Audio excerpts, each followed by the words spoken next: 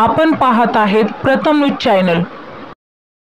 भिवंडी लोकसभा उमेदवार कपिल पाटील यांच्या जन आशीर्वाद मिरवणुकीत लाखोच्या संख्येने जनसागर उसळला। माननीय मुख्यमंत्री एकनाथ शिंदे व माननीय उपमुख्यमंत्री देवेंद्र फडणवीस यांच्या प्रमुख उपस्थितीत अर्ज भरण्यासाठी काढलेल्या जन आशीर्वाद मिरवणुकीत लाखोच्या संख्येने महिला व नागरिकांचा जनसागर उसळला होता।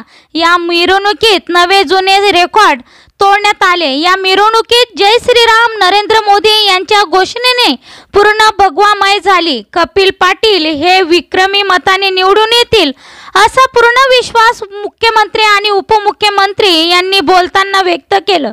भिवंडी लोकसभेचे उमेदवार कपिल पाटील यांनी निवडणूक निर्णय अधिकारी संजय जाधव यांच्याकडे आज शुक्रवारी छत्रपती शिवाजी महाराजांच्या पुतळ्याला पुष्पहार अर्पण करून यात्रेला सुरुवात झाली। ढोल आणि ताशांच्या गर्जनेने वातावरण दुमदुमून गेले होते। जय श्रीराम मोदी मोदी गजर सुरू होता। मुख्यमंत्री शिंदे म्हणाले, या यात्रेला मिळालेल्या प्रतिसादातून पंतप्रधान नरेंद्र मोदी यांच्या कार्याला मिळालेली जनतेची पसंती दिसून येत आहे। आताची निवडणूक देशासाठी महत्त्वाची आहे। नरेंद्र मोदीने देशातील गरीब आदिवासी लोकांना रोटी, कपडा आणि मकान दिले। पंतप्रधान नरेंद्र मोदी यांच्या विकासाचे इंजिन देशाला प्रगतीकडे नेणार आहे। या इंजिनेला भिवंडीतील जनतेची साथ द्यावी, यातूनच भिवंडीचा पूर्ण विकास होईल असे उपमुख्यमंत्री देवेंद्र फडणवीस म्हणाले। यावेळी भाजपचे आमदार किशन कोतुरे, संजय केळकर, निरंजन डावखेरे, विश्वनाथ भोईर, राष्ट्रवादी काँग्रेसचे आमदार दौलत दरोडा, शिवसेनेचे उपनेते प्रकाश पाटील, शिवसेना शहर प्रमुख सुभाष माने, राष्ट्रवादी काँग्रेसचे ज्येष्ठ नेते प्रमोद हिंदुराव, रिपब्लिकन पक्षाचे नेते संजय गायकवाड, कुणबी सभेचे अध्यक्ष विश्वनाथ पाटील, माजी आमदार नरेंद्र पवार, माजी आमदार प्रकाश भोईर, संतोष शेट्टी असे सन्माननीय नेते उपस्थित होते। शिवाजी महाराज की जय। भारत माता की जय। आज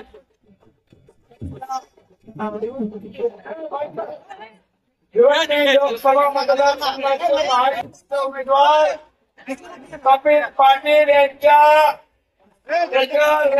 उसळलेला हा महायुतीचा जनसागर हा पाहिल्यानंतर भाग करण्याची विजयाची नदी आहे।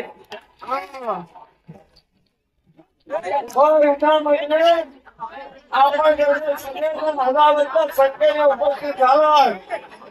खरं म्हणजे आपण निर्धार संकल्प केला आहे की महायुतीचे उमेदवार कपिल पाटील यांना येत्या 20 तारखेला दिल्लीला पाठवण्याचा निर्णय घेतला तुम्ही। आणि मोदीजींना पुन्हा एकदा आपल्याला प्रधानमंत्री बनवायचं ना,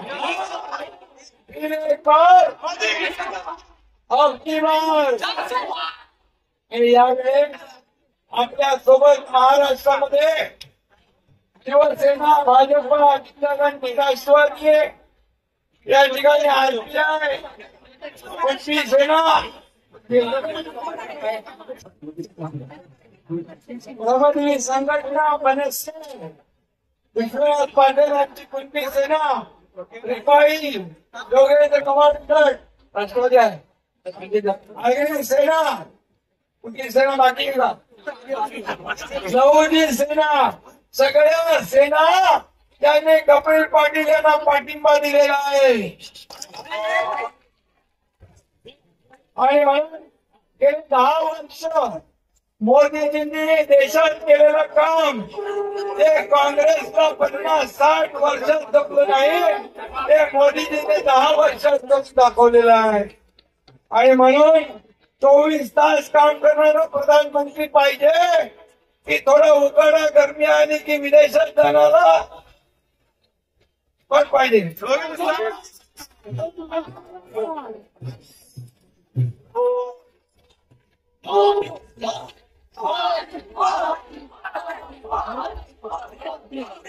आणि म्हणून या ठिकाणी ज्यांच्याकडे नीती नाही, नियत नाही, निर्णय नाही, नेता नाही, आपल्याकडे नेता मजबूत आहे मोदीजींच्या रूपाने, आपल्याकडे निर्णय आहे, नियत आहे.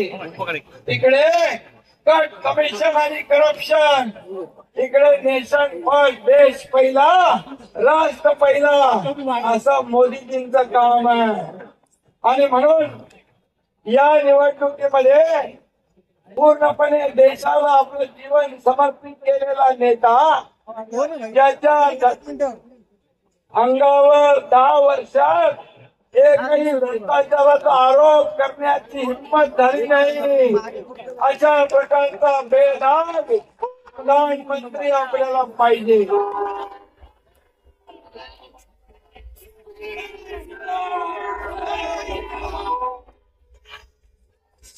आणि म्हणून अयोध्यामध्ये राम मंदिर बांधलं, अयोध्याचं राम मंदिर बांधणं आपलं सगळ्यांचं स्वप्न होतं ना, स्वप्न होतं ना, स्वप्न होतं. मोदीजींनी पूर्ण केलं. आणि म्हणून मोदीजींचा हात बळकट नाही, मोदीजींचा हात बळकट करण्यासाठी ही निवडणूक फक्त कपिल पाटील आणि भिवंडी लोकसभेची नाही आहे. ही निवडणूक देशाचा नेता निवडण्याची आहे. ही निवडणूक देशाच्या विकासाची आहे. ही निवडणूक देशाच्या प्रगतीची आहे.